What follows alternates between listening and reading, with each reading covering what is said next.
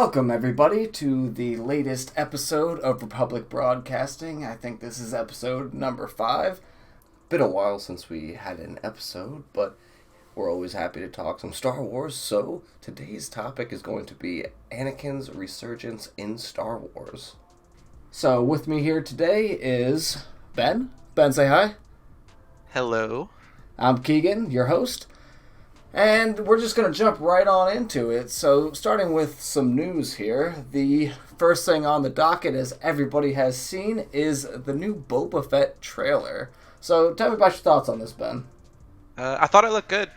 Didn't really give him much in the way of information. There's a bunch of little Legends nuggets in there, but it looks good. The prevailing rumor right now is that it's basically Mandalorian Season 2. There's even a rumor that the first episode starts with Chapter 17, continuing off of Mandalorian Season 2. So Mandalorian Season cool. 3, you think? Yeah, so it takes place right after Season 2, but before Season 3. I gotcha. So like 2.5. Right. So that's the prevailing theory right now. Looks like Boba Fett's trying to unite Underworld in some capacity. I don't know that he'll be successful, but it looks pretty good. One thing that stuck out to me was probably obvious to a lot of people watching it was the fact that his face looks a lot more healed and he looks healthier in general than he did when we saw him in Season 2. So you think some time has passed? Either time has passed and he had recently got out of the Sarlacc pit in Season 2, or he's been taking back-to-baths now that he has control of Jabba's palace. True, yeah. So, I mean, both those would explain stuff, and you would expect some time to have passed after the season finale of Mandalorian Season 2, right? Because Yoda was technically adopted now, and he's gone, so I would think Season 3 of Mandalorian would take place a little while after that. Yeah, my guess is we're going to get Grogu, Baby Yoda back in Season 3, but some amount of time is going to have passed. I'd say at least like a year or two. Or he'll be involved in the story, rather, maybe not, going on adventures. Yeah. For the Boba Fett's face looking better, though, that could just be that they decided the makeup wasn't worth it. Yeah, the makeup wasn't worth it. Because I know that for episode 7 and 8, Kylo Ren's scar is like in the middle of his face, whereas they moved it in episode 8 just for practical reasons. So that might be what they did here. We didn't see Boba Fett without his helmet much in Season 2. And I think they did the same thing for Ahsoka there. Her Legu were a little bit smaller than they should actually appear, but for really practical effects. Yeah, so I gander for that too, that'll probably be changed going forward as they get a better handle, because even the Twi'leks in the Boba Fett trailer look way better than they ever have in any of the movies or shows. Yeah.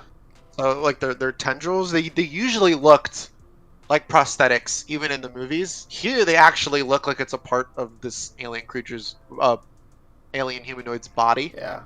I think we can both definitely agree that the production value of The Mandalorian and pretty much all the shows Disney is putting out right now is just top notch.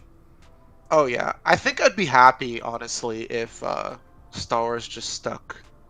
If this is gonna be the standard of quality that we get in terms of visuals and storytelling, I would be happy. Yeah, I mean, I think it's just about as good as the movies, and I think HBO's already proved that you can make a series with movie production quality, and it'll be well received by the public audience. Plus, I like it. It's not quite there in terms of scale. Like, true. You get like a lot bigger battles and stuff. Like, I don't think you could do Rogue Ones. Yeah.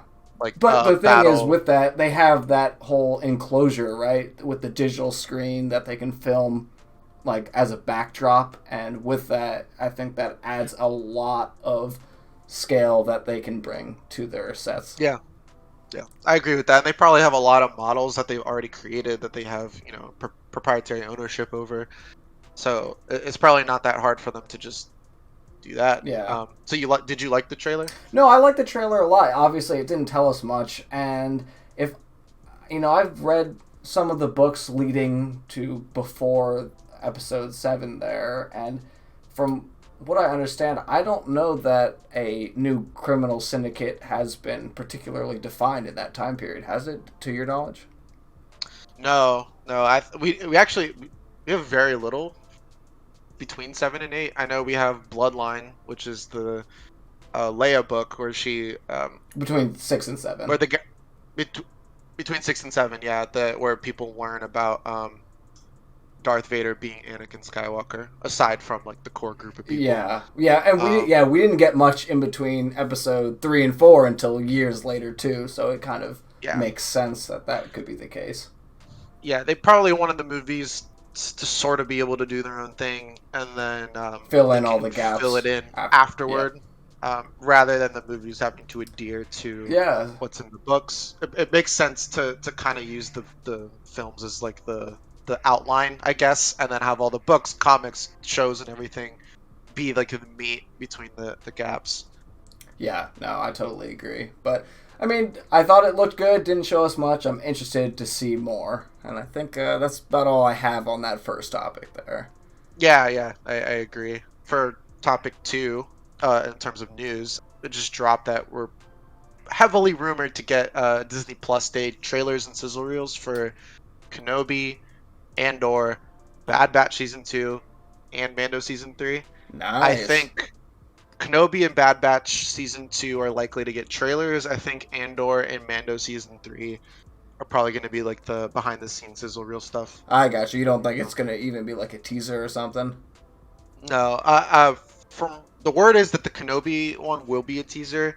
It won't have a ton in it, but it will be, it'll give you something to get excited about. The only thing that I'm Trust me, I'm concerned already about, excited about it. You don't have to worry. yeah, I'm really excited. I don't want to be looking forward to this trailer thinking like, okay, I'm gonna get to see Yeah, any plot Obi-Wan, or really yeah, like or cinematic anything, and then it's just like backdrops or literally anything where like, it's going to take place over the what time period. You're probably not going to find anything like that out. yeah. I just hope that we at least get to see Obi-Wan, maybe like a voiceover, and then some shots of his home in Tatooine, or maybe where he's going. Yeah, no, that would be awesome. Um, And I'm not really familiar with Andor. What can you explain to me what that is? so Andor is there's Cassian Andor from Rogue One. Oh, It's okay. probably been a while. Yeah. I actually haven't watched Rogue One since it came out. Oh, funny. I Um, watched it with my wife not too long ago. but yeah, Cassian Andor. He's the guy in the movie who kills someone giving him information so that the Empire stormtroopers can't follow him. I gotcha. Um, Yeah. yeah, and so his parents were actually separatists from the Clone Wars.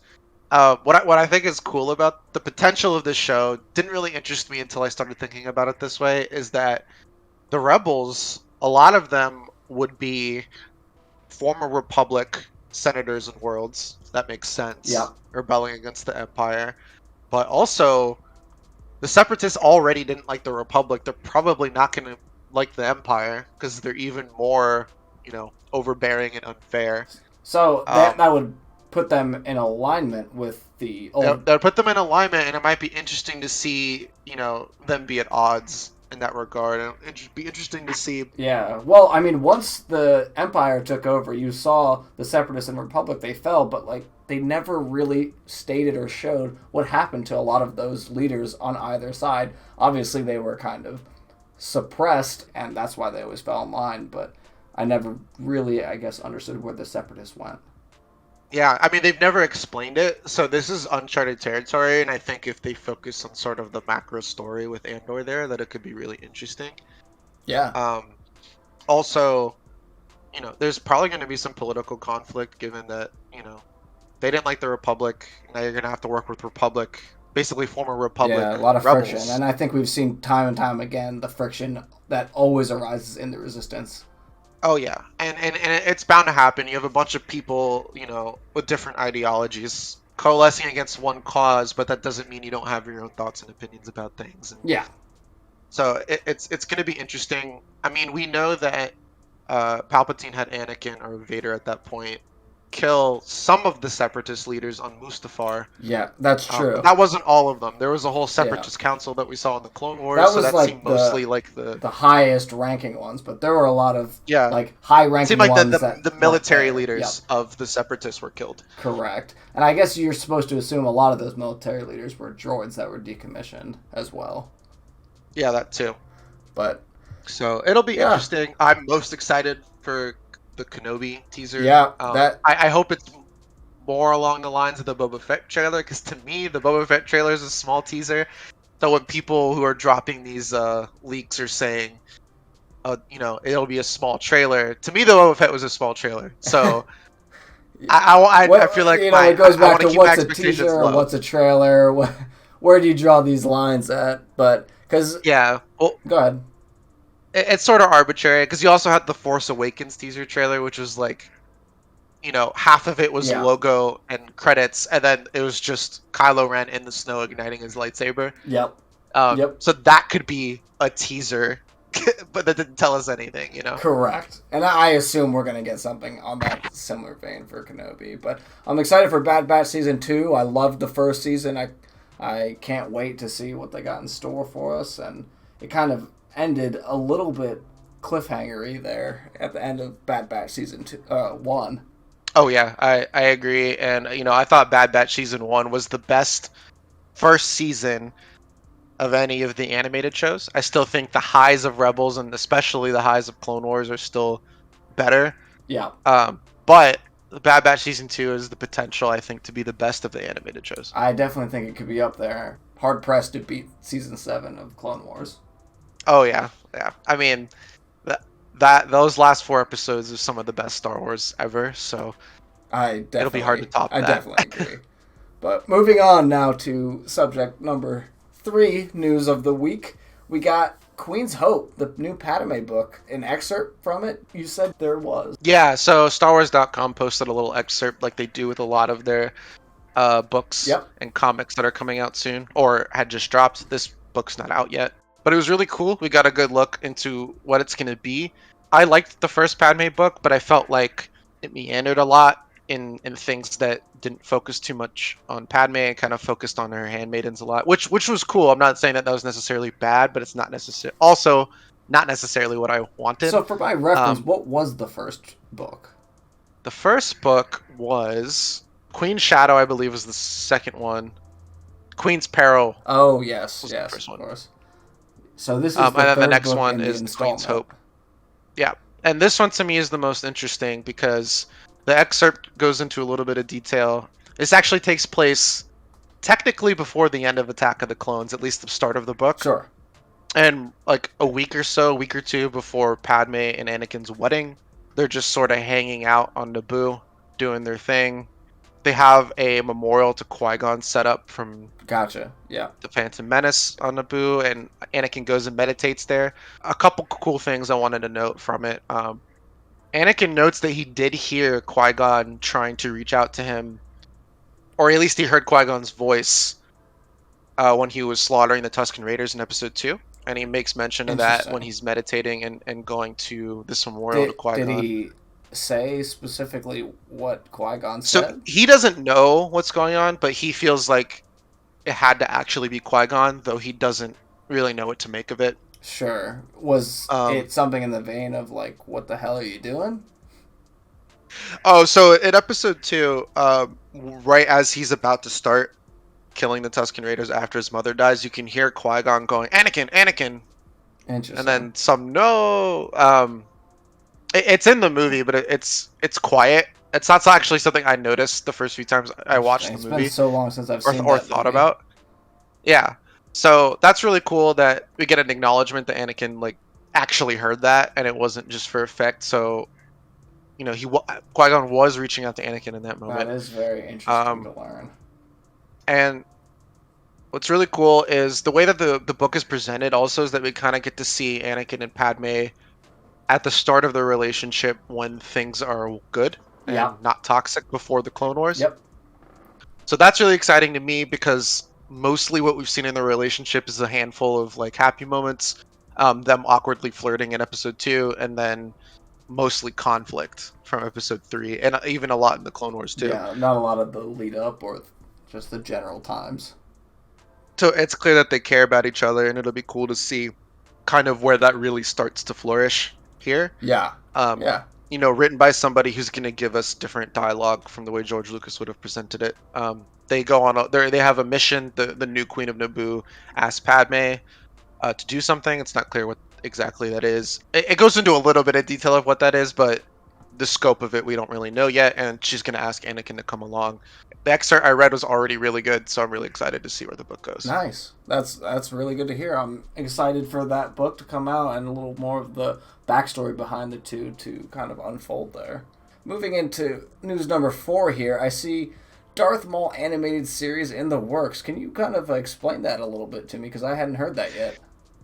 Yeah, so this is not hard confirmed by Disney or anything, but Cineclix, the guy who runs that, is called Jordan Mason, and he's been pretty reliable with these sorts of leaks and rumors consistently since The Force Awakens. So I would say, unless something happens, that this is a pretty much a confirmation given who the leak is from. I trust this source, and it'd be a Darth Maul animated series for his sort of underground empire, I Gotcha. guess, his criminal syndicate, Crimson Dawn. So it'd take place after Episode 3 and after the Clone Wars, but before Solo. Okay. So we'll kind of get to see how he Rose to power really gets it potentially in going, rose to Solo. power in the underworld, see if he comes into conflict with any Inquisitors or anything. So it'll be really, really cool. Yeah, that would be cool. I mean, Um, they've set up a lot of groundwork for Maul already. With they showed him in a snippet of him ruling the underworld there. How did he get there? What's he doing there? What's his ultimate goal? And then they've also shown us through Rebels, he somehow ends up just hanging out in some Sith temple doing nothing except waiting to die, I presume. But both yeah, of those instances, we know nothing about how he got there, why he's there, if he has a motivation. So that would be great to have a series to kind of elaborate on that. yeah, it's cool. My guess would be that he never lets go of wanting to kill Palpatine and never lets go of wanting revenge on I Kenobi, think and that's that sort pretty of evident drives. from how he died through Yeah, Rebels. So I would guess that's his drive to build this empire to become strong enough to confront the Emperor, or at yeah, least be a pain in his ass. definitely will be a pain in the ass. I can almost guarantee that.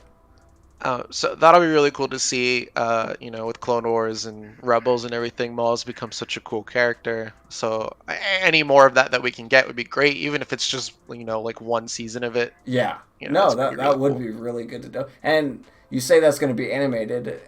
Was there any rumor on this is going to be animated like in a Dave Filoni style, or is it going to be a different style altogether? Not sure yet, but I would guess that with the advancements that they've made with Bad Batch and with the Clone Wars season 7, that it'll probably be in that style. I see. Well, I'm definitely looking forward to that. I love everything mall related, and I know a lot of other people do. So moving into the final news topic of the day, and this really feeds into, I think, our topic overall for today, is that Anakin had his first canon Force Ghost appearance in the Tales from Vader's Castle comic run, issue number 5. You want to tell me a little bit about that? Yeah, so I'm not super familiar with the run itself. What interested me is that I was on Reddit/Star Wars Leaks and I saw that image. I was like, okay, well, I have to read this now. And it's really cool. So what happens is these group of people go to Vader's castle. This is after he's Um, dead, right? this should be after he's dead. Vader's castle is still standing. One of Vader's old servants is trying to resurrect, quote unquote, Darth Vader, and they go back and get a hold of a blue lightsaber. Their friend starts to guide them out with the blue lightsaber, but we find out that the lightsaber had actually gone out before she ever started guiding them out. The friend enters in after the whole group, and they're like, "Hey, where did the lightsaber go? You were just in front of us." And she was like, "No, like I haven't had the lightsaber since the fight with Vader's servant." And then they speculate that maybe it was a ghost, and then the last panel is no, ghosts aren't real, and then it's actually Anakin was the one that guided them out. Interesting. So I think that's really cool for multiple reasons. One, like the title of this point came to, first canon Force Ghost appearance. I don't think that this drop is a coincidence. Yeah. We really only got There's maybe not a lot of a couple of coincidences mentions these of him ones. in Yep. Legends. The one in Legends was pretty lame. I don't even want to really get into it, but this is the first time, aside from his voice that we heard in Episode 9, that we've actually seen him since Return of the Jedi. Yeah. So that's really, really, really cool. Yeah, that is really cool. I mean, I don't know a lot about this. So, Tales from Vader's Castle comic run. This comic run is his castle, Tales from it, I assume, after the fall of the Empire. Yes, after the fall of the Empire, or at least after the loss on Endor. There's still Imperial Sure. remnants as we've seen Mandalorian and stuff, but it sort of sounds like, there's a lot that we can glean from it. A lot of it's educated speculation.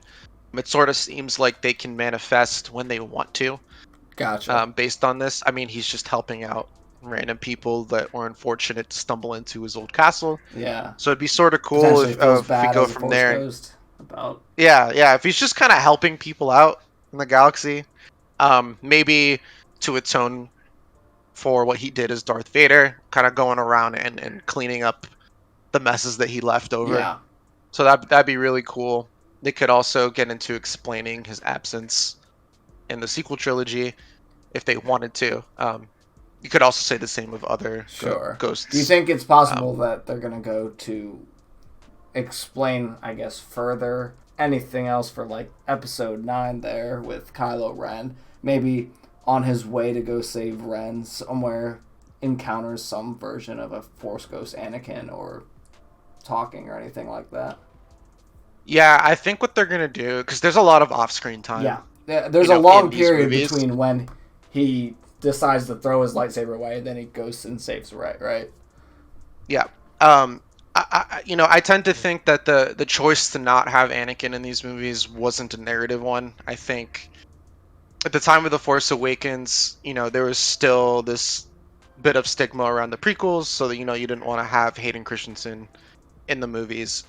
But by the time The Last Jedi came out, I would say that was dying down a lot. I would say there's still a little bit of a stigma, but it shifted a lot, and now a lot of the people who grew up with them, are kind of expressing that their love of them, and it begs the question for a lot of people, even people that may have not liked the prequels as much. Where is what is Anakin doing? Yeah. His absence is sort of conspicuous Cool. to the point where I find it personally distracting. But I know that not a lot of people care about that sort of stuff. But I would like to know, and I think a lot of other people would as well, what he was doing. Maybe he was in like the timeline of the movies, but we didn't see him on screen because of Bad directing. extraneous reasons. Yeah, for sure. But let's get into the actual topic, which that kind of fed into, is Anakin's resurgence in Star Wars.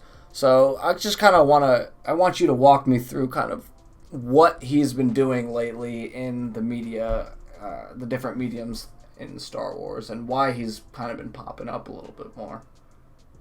So I would say it sort of started with the Clone Wars season 7. Couldn't really have the season finale without him. Yep. Reception to him was good in that. I mean, he's one of the most popular characters, so that's sort of an irrelevant point. But where I think them giving us a lot more of it really started with the 2020 run of Vader comics that's still going. Yeah. There's an arc in it where he's kind of searching for what happened to Padme. He confronts the Emperor about lying to him. And these are things that Anakin would do, not necessarily Darth Vader. Yeah. These are the things that Anakin cares about. So I would say that's kind of where it really started. And he kind of runs into their handmaidens. He runs into the one that her name is like blanking for me, even though I've read it a million times. Sure. No, I know who you're talking about. Ran into her, but anyway, she looks a lot like her, the same person who is her double in the Phantom Menace, and they kind of go on together. And he can't even bring himself to kill a lot of these people that are fighting for Padme's memory, and until he kills a few of them, but then also can't go on to kill others. He won't even desecrate Padme's tomb to figure out what happened. That's not something that Darth Vader would care about, something Anakin Skywalker would care about. So I think that's sort of where it started. And then from there, Anakin / Vader got announced for the Obi-Wan show. We don't know the extent of his involvement. I know. So I think Vader's going to... What are you hoping for? For the Obi-Wan show, I'm hoping for two things. And then one third, like, half-court shot that will most definitely not be in it, but would be cool.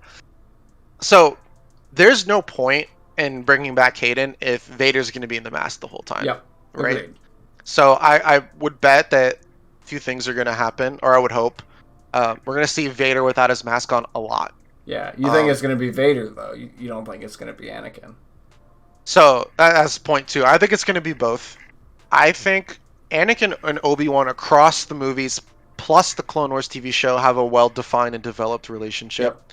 But we don't really see them being good partners and friends, except for like the first third of Revenge of the Sith. We do get a lot of that in the Clone Wars animated series. The Clone Wars, but not in live action. Yes. So universe-wise, yeah, we've seen it, but not as much in live action. We really only get like 25, 30 minutes of them like being really in sync, good team members, them really caring about each other.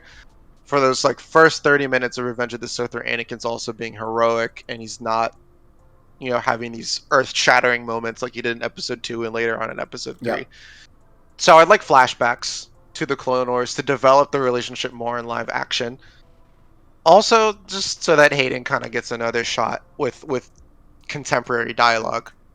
That'd be really cool, and I think that would help maybe some people who are skeptical or don't like the prequels sort of see these characters the way that we do. About being terrible as Anakin. Yeah. And I don't even think he was, but I also think that the way that those movies were executed was never going to resonate with a modern audience because it wasn't trying to be a modern movie. But that also had the side effect of this perception of this actor who was just doing what he was supposed to do. So it'd be really cool to see the relationship with a more modern delivery. Also, the actor get another chance to let the audience see what many of us already do. So the people that were skeptical, they can go into it and see this and they'll be like, oh, that's what that was in the movies, or that's what that was in the TV show. Yeah, no, that totally makes sense. I'm really hoping for some Force Ghost stuff because I think, to me, that would add a lot to the current story that's going to be told. And honestly, I don't think there's going to be very much Vader in the Kenobi series. I think it's going to be mostly flashbacks in the Kenobi series, and I'm hoping for some Force Ghost stuff in the Ahsoka series. Right. I think that for Vader, there might be a confrontation with Obi-Wan. Obi-Wan has to go do something. He has to go off-world. The Inquisitors let Vader know that he's there. And I think that this could work because there is a line in Return of the Jedi where Vader was talking to Luke and he goes, Luke's like, oh, I sense good in you. Come back. And Vader goes, no, Obi-Wan once thought as you do. Yeah. We don't really see him thinking that. It seems like in Episode 3, he's pretty much thinking that Anakin's lost at this point. Yeah. At least verbally. So in order for Vader to have actually known that, I think they would have had to have some sort of confrontation, or maybe Obi-Wan tries to reach out to him. Yeah. The Force. No, that'd definitely be interesting. That would be quite the climax for a season for Kenobi as well. Yeah. But my secret hope, which is not going to happen, would be that the epilogue of the show ends with Anakin dying, on Death Star 2. Sure. And they kind of show a little bit of Obi-Wan bringing Anakin to the netherworld of the Force or whatever, and that would be helping really him become a Force ghost and kind of putting closure on the relationship. Yeah, so like this, you're hoping, which I think would be amazing, but also extremely unlikely, is that we're going to get some Spirit World stuff in there, and then with that showing a little bit of Anakin's journey to Force Ghost World, or at least just a snippet of that, which... So, is that right? Yes. Yes. That would be really cool. But I also don't think that's going to happen. No, I don't think so either. It might be out of the scope of the show. That might be something they'd want to give more time to, or maybe something they just want to leave honestly, but I could see an entire series dedicated to just that. Oh, I would love that. That kind of goes into the Ahsoka show. I actually think it's going to be mostly Force Ghost Anakin, unless... I think there will be some flashbacks. Maybe. They would probably need a younger actress to play Ahsoka. Yeah, that's true. That makes sense as it not being flashbacks and being more Force Ghosts, which would be cool. Sometimes I wonder for the Ahsoka show if it would be true Force Ghost Anakin or kind of a figment of her imagination, like Anakin saying like, no, I wouldn't do that, or giving advice, but he's not actually there, you know what I mean? Or maybe he is actually there, and then it's revealed that like he is there, and then it True. throws her Yeah, off. that could happen as well. That would throw me Um, off. I think they'll give us a real interaction. It'd be kind of mean to have Anakin in the show and then not have them truly interact. Yeah. Because we know from Mandalorian season 2 that she's still. I don't think she knows that Anakin came back. Because she refuses to train Grogu because she senses this darkness in him, and she says, I've seen what this can do to the best of us, Yeah. referring to Vader, and the way that she says it sort of feels like it's still a wound. Oh, yeah. So I don't I don't think think that's that something you really ever get they've had over. that conversation yet. Yeah, I don't think that's something you ever really get over, and it kind of makes sense to me. I think she needs to find a little bit of closure with that too, because the last time she met Vader, as far as we know, was in Rebels when they had that ultimate showdown. Yeah, when he tried to kill her. Yeah, So she put not up a a pretty great good way fight to end though. things. Yeah, she did. She did. So I thought that could be really cool. I think it's going to be mostly Force Ghosts, maybe some spiritual stuff too. I am sort of hoping the show goes harder into that direction Mysticism of the Jedi. of mysticism. I think she sounds like she's still looking for Ezra Bridger, which is the character from Rebels. For those that don't Yeah. know, um, And Ezra at this point is going to be older. He'll be, a young man at this point. yep. So that'll be really cool to see. I would love Um, that. I also would absolutely love for. Obviously, she's searching for Thrawn, but I can't wait to see him in a live action role. I think he is one of my favorite characters in Star Wars, and definitely one of my favorite villains. yeah, same here for sure. I do hope he's not a full antagonist, just because the books, Agreed. That's the, always the, my the fear. canon. Is that to me he's you have anti-heroes. He's more of like an anti-villain.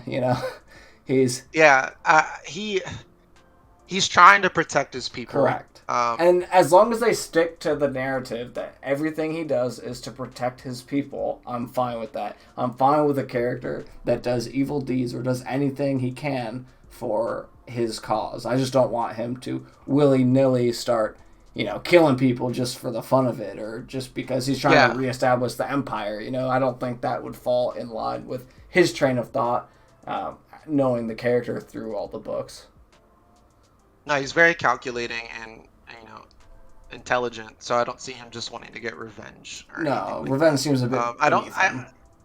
It's been speculated that he wants to, help build back up the empire. I don't really think so.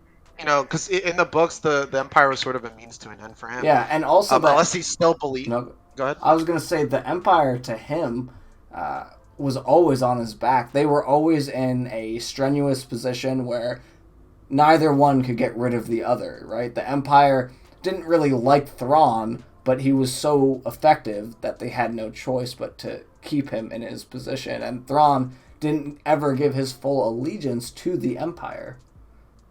Oh, definitely not. Well, so to kind of bring it back to Anakin and Ahsoka, what do you think? Assuming it's a Force Ghost situation, what do you think the first interaction's going to be like? I could definitely see her not believing that if she meets Force Ghost Anakin, that's not her mind playing tricks on her. That's kind of what I'm leaning to most, and then her slowly realizing that this is Force Ghost Anakin and not just her mind playing tricks. Yeah. I am assuming that Ahsoka is not entirely over it. I don't even think she'd be over after a conversation, but it seems like she's still hurting quite a bit.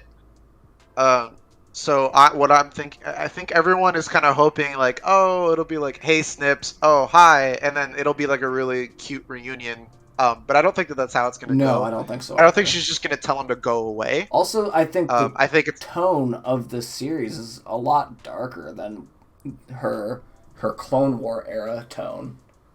yeah. I think that. I also just think it'd be more realistic for her to one be skeptical, like you said, but also resent him Yeah. and not react with positivity. I'm not even sure Anakin would approach it that way, given I think what a lot of people forget when they think about Force Ghost Anakin is it's not literally episode 3 Anakin without all the baggage Correct. after episode 6. It's Force Ghost Anakin who is redeemed in the eyes of the Force, maybe not the galaxy, but just the Sure. Force. And he still has all that baggage of everything he did as Darth Vader. And he's like aware of that. That changes you as a person, and that'll probably inform how he behaves Yeah. with Ahsoka, maybe if he ever interacts with Luke. We have to assume at some point he's interacted with Luke. You would think so. It seems baffling to me that they wouldn't have interacted at some point. I mean, I think technically we can say there was at least a bit of an interaction at the end of episode 6 when they saw each other, right? Yeah. So we know that they spoke sometime during episode 8, during the events of episode 8, but because there's a Secrets of the Jedi book that kind of goes, oh, you know, he lets the Force back in. He mentions how it's nice to hear his father's voice again. Yeah. We obviously don't see that in the movie or in episode 9, but we know he's there. So they must have spoken, and the way that the reference book frames it sort of sounds like they speak regularly. Yeah. We don't have to see every interaction, and I think that I personally feel there's a lot of untapped, interesting things that could be going on with Force Ghosts. There could be a lot going on in the world of the cosmic force or whatever that we don't see that could be explored and would be interesting. Yeah. I think I love the mysticism element of Star Wars. I always have. I just think it's one of the most interesting things because it's one of the things I can define the least. Yeah, you can define it the least, and it's just there's something really interesting about it. I feel like all of our favorite characters are either Force Ghosts or have something to do with them. Yeah, pretty much everybody we like is dead or going to die pretty soon here, so I have to rely on the fact that this will not be the end of that character forever. Yeah, definitely. And I sort of bringing the whole topic back around. I don't think that all these appearances are an accident. I think they're kind of putting this all together on purpose and dropping this information building up in a little this bit. way. Yeah, I know a lot of people love the sequels, and I do like the sequel trilogy overall. I have problems with it, but I do think that not having Anakin in it, I think that Lucasfilm has recognized that as a mistake. And the only reason I think that is because of how much of it we're getting now. Yeah. We're getting so much of it to the point where, not a lot of characters get to be in this many different shows and comics and stuff. And so he has the Vader comic. He's gonna be in the Obi-Wan show. He's gonna be in the Ahsoka show. Getting more into his psyche in the comic books. There's gonna be a Obi-Wan and Anakin book from the very beginning of the Clone Wars coming out next May. So it's all kind of coming together, and now he's in the Queen's Hope book. Again, don't think that's an accident. I think that they're trying to rectify a lot of lost time. Yeah, no, I definitely agree. And for one, am very excited to see the resurgence of Anakin because I love him as a character, and I know you do too, and I think a lot of the Star Wars fan base really likes Anakin and his story, and it's very complex, so that adds for really good storytelling elements, I think. Yeah, I completely agree. His story's been told across movies, across the comics, across the shows, and it'll be really cool to kind of get all of that in these new live action shows kind of rolled into the live action setting with all that context that we now have. Yeah, no, definitely agree. But I think that's going to wrap it up for our Anakin resurgence in Star Wars, unless you had anything else to tack on there. No, I could wax on about Anakin forever, so we should cut it off now. Yeah.